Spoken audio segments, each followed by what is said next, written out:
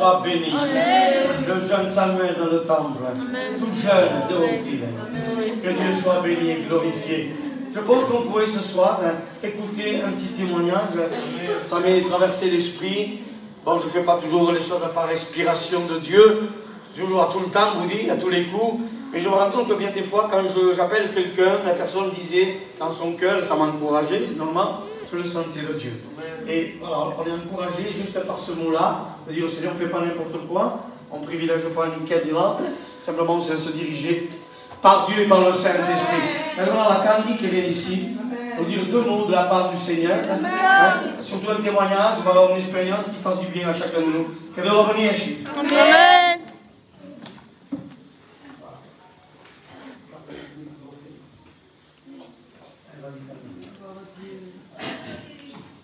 Je savais que je devais témoigner. Je disais, Seigneur, qu'est-ce que je dois dire? Et le Seigneur m'a fait penser. Je passais par des angoisses. Ça fait un moment de ça. Et pendant le mois, j'ai maigri, j'ai perdu 5 kilos. Déjà que je suis, vous voyez comment je suis, 5 kilos de moins. J'arrivais pas à manger. J'arrivais pas à dormir. J'avais un mal-être dedans, et j'avais tout dedans de moi qui tremblait. Et ça faisait 6 mois en arrière que le pasteur Samuel Opepeto, il lui disait à mon compagnon, tu viendras avec moi à l'église de Pésia. Il lui disait, tu viendras avec moi. Ça faisait 6 mois qu'il l'appelait. Et au bout de 6 mois, c'était un mardi que nous devions y aller. Et le jour avant, j'ai parlé avec une sœur. Et je lui ai dit, j'en peux plus. Je fais des angoisses. Et la sœur, elle me dit, tu sais, Dieu l'a mis les médicaments. Mais je lui disais, non, Dieu peut m'enlever, mais je ne veux pas prendre des médicaments. Je sais que Dieu peut le faire. Et elle me disait, si tu es mal, il faut y aller. Et le soir, moi, c'était le lundi, j'ai fait une prière. J'ai dit au Seigneur, je l'ai dit, Seigneur, demain, je vais à la réunion. Toi, tu peux me guérir. Amen. Si tu le peux, tu le fais. Seigneur, je te laisse le dernier jour. Si demain, tu ne le fais pas, le lendemain, c'était un mardi que je devais aller à la réunion. Je lui ai dit, si demain, tu ne le fais pas, le mercredi, je vais au médecin et je prends des médicaments. Le mardi, je vais à la réunion. Et cette réunion, ça faisait 6 mois que Dieu l'avait préparée pour moi. Mon compagnon me disait, on doit y aller, peut-être Dieu a quelque chose pour moi. Ça fait 6 mois qu'il me dit, tu viendras avec moi. Mais cette réunion, ce n'est pas pour lui, c'était pour moi. Et quand je suis allée, toute la réunion, Dieu m'a parlé. Amen. Dieu m'a fait voir, tu vois, celle-là, elle a des problèmes. Tu vois, celle-là, elle a des problèmes. Et toute la réunion, Dieu m'a parlé. Quand je suis arrivée de la réunion, je me suis mise à genoux.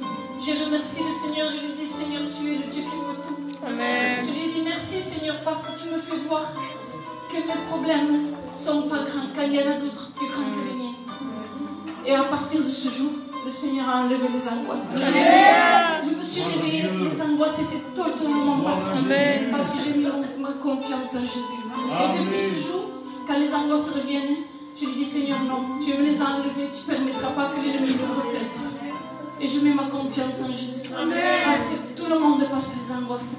Mais il faut les mettre au pied de Jésus. Amen. Il veut tout. Et je remercie le Seigneur.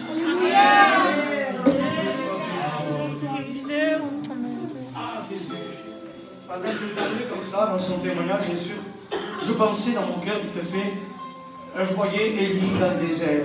Alors, j'imagine ses angoisses. L'homme de Dieu, comme lui, un prophète de l'Éternel, appelé à cette époque-là les voyants de Dieu. Ce qu'ils voyaient, ils avaient comme, pour dire, l'œil de Dieu en eux, la vision de Dieu, on va dire comme ça. Et puis, Monsieur Élie, le grand prophète, on le retrouve dans un désert, avec peur, avec tremblement. Il ne fait pas une prière qui lui correspond. Il fait une prière à l'envers de ce qui n'est pas lui. Il demande la mort à Dieu. La mort m'est préférable à la vie. Je ne suis pas meilleur que mes pères. Et puis il s'endort. C'est dangereux quand on s'endort. Vous le savez très bien, spirituellement, c'est vraiment un grand danger lorsqu'on est endormi. Parce que l'ennemi arrive et il fait ce qu'il veut de nous. Mais le Seigneur, il l'a vu. Alléluia. Comme il a vu les angoisses de la sœur. Alléluia. Il était tout seul dans son désert, sous un genêt. Il était là, endormi, avec une angoisse, j'imagine. Il n'avait pas de médicaments à cette époque-là. Il était là, recroquevillé sur lui-même. Mais le regard de Dieu l'a vu. Et le Seigneur a envoyé à son côté, à son chevet, un gâteau cuit et une cruche d'eau. Pas beaucoup de viande, une grande table, vous savez, une belle grillade d'un mètre de longueur. Non, non, non, non, non, non. Une cruche d'eau et un gâteau cuit, chauffé par des pierres. Elle m'a dit, c'était le premier micro-ondes que Dieu venait d'inventer. Et là, à ce moment-là, que Dieu soit béni, il a bu et il a mangé. Mais il a fait encore une erreur, il s'est re-endormi. Si tu viens dans l'église et tu écoutes la parole de Dieu, ce n'est pas pour repartir de la même façon que tu es rentré, c'est pour que tu sois renouvelé. Que Dieu soit béni. On va écouter notre chorale. Donc, on va leur laisser. Elles ont les micros, elles ont tout ce qu'il faut. Ça marche au moins? Ah, si ça marche, ça roule. Allez, on leur laisse la place, que Dieu les bénisse. Hein? Comment?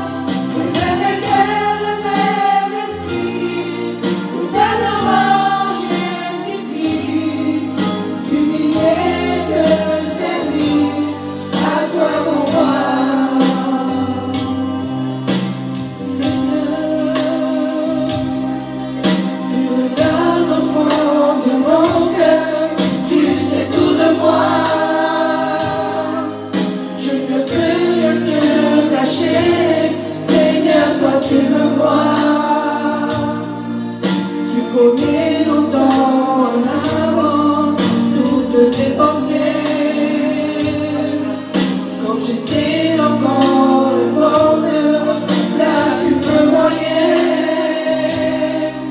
Tu sais quand je m'assis, quand je me lève à l'avance, tu connais le moyen de murmure, même dans le silence. Tu es trop grand pour moi pour que je puisse comprendre. Où pourrais-je aller loin de toi, loin de ta présence? Si je m'en vais dans les cieux pour me cacher, et mon âme sauve l'océan, tu es. Les yeux sont partout, les langues ne peuvent pas te tromper. Seigneur, si je m'en vais dans les cieux pour me cacher, ou dans les profondeurs de l'océan, tu es. Les yeux sont partout, les larmes ne peuvent pas te tromper.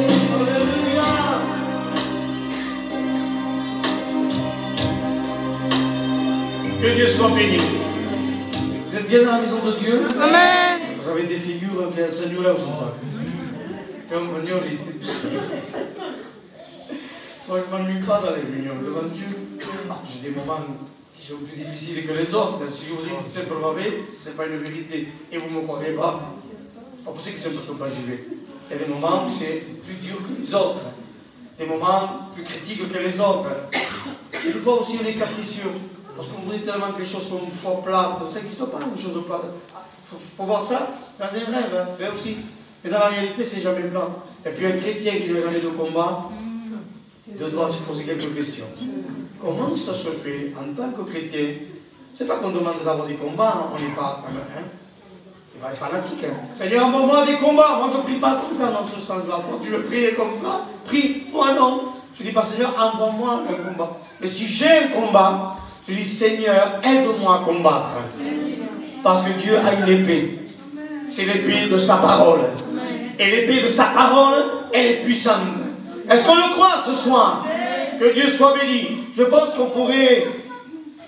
Ces enfants, ils n'arrêtent pas. Je vais leur prendre le portable. Je le prends. Tu me le donnes le portable? Non, garde-le. Mais ne joue pas. Soyez gentils, les filles. On a besoin de vous aussi. Donc, je pense que je voudrais écouter un témoignage ce soir. Ça vous irait bien d'écouter un témoignage? Voilà. On va écouter un témoignage de notre sœur Sirène, qui est au milieu de nous. Sa fille a chanté, sa maman va témoigner. Si on a eu son papa, lui aussi, il aurait fait quelque chose. Donc, je lui laisse la place, que Dieu la bénisse.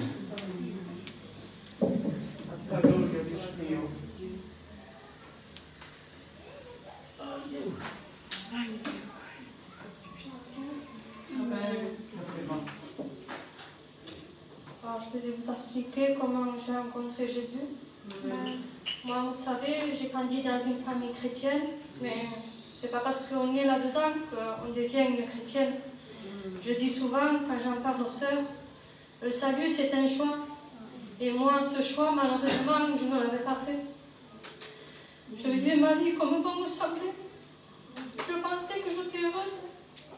Même je le dis souvent, je ne me souviens pas dans ma jeunesse avoir même prié une fois, pourtant j'avais grandi là-dedans, mais ça ne m'attirait pas cela. Et un jour, voilà, on devait opérer ma petite Taliana. Et à la naissance, elle avait eu des problèmes, des complications par rapport à une anesthésie. Et moi, j'avais une grande crainte. Je me disais à nouveau, elle va aller mal parce qu'elle avait eu beaucoup de complications, beaucoup. Et voilà, je bénis Dieu parce que le Seigneur a saisi l'occasion pour se faire connaître à moi. Ce n'est pas lui qui a envoyé le problème, je ne dis pas ça. Mais il a permis, je peux dire, pour se révéler dans ma vie. Et le jour de l'opération est venu. Et moi, je venais de laisser ma petite au bloc opératoire. Mais pendant le mois avant qu'il devait venir l'opération, je priais pour que Dieu la garde. Mais en réalité, ce n'est pas la prière que Dieu attendait de moi parce que j'étais un inconverti.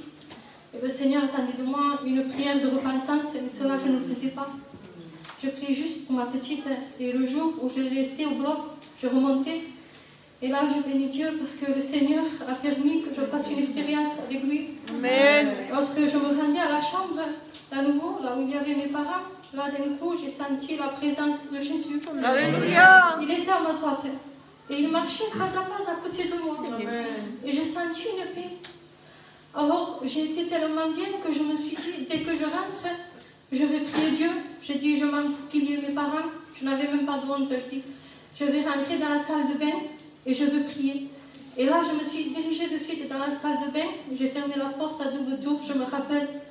Et là, pour la première fois, je me suis agenouillée devant Dieu. Amen. En premier temps, je lui disais merci. Je lui disais merci pour l'expérience que j'avais vécue. Mais je bénis mon Dieu de ce que le Saint-Esprit a été à l'œuvre. Et de ce qu'à ce moment après, le Seigneur m'a fait comprendre à la croix. J'étais à genoux, je disais merci. Et tout à coup, c'est comme si je voyais Golgotha. Je réalisais la croix. Je savais que Jésus était mort pour moi. Et que c'était moi qui l'avais amené là. Et le Seigneur me faisait comprendre, tu refuses ma grâce. Et j'ai dit, Seigneur, c'est vrai, parce que ça faisait 7 ans que j'étais mariée. Et j'ai dit, pendant 7 ans, j'ai refusé, et même des années avant, j'ai refusé la grâce de Dieu.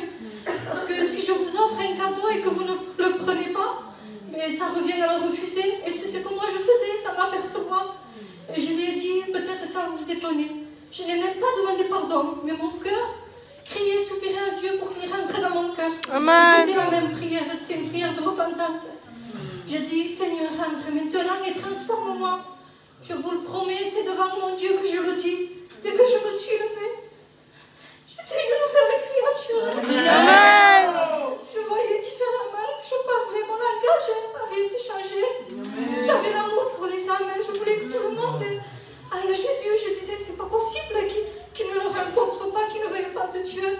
Voilà ce que le Seigneur a fait dans ma vie. À Dieu, envoyé lui appartient, et c'est la plus belle des rencontres, la meilleure des vies qui en bas. Que Dieu vous bénisse. Amen.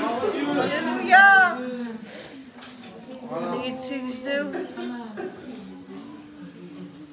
Dieu soit béni. J'ai publié un petit peu. Je fais parce que je ne me fais pas voir, moi je fais voir combien il y a quelque chose qui se passe au milieu de nous. Et je ne dirai jamais, parce que ce serait le plus grand mensonge, je n'aime pas vous dire ce mot, mais c'est la vérité.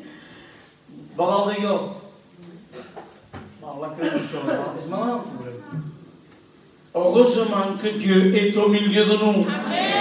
Et qu'il nous bénit. Alors je vais composer une chorale ce soir, en fraction de seconde.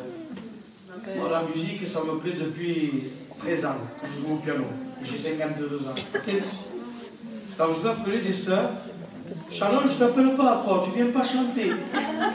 Quand elle va venir avec Adonai. Alléluia. Vous allez voir la chorale.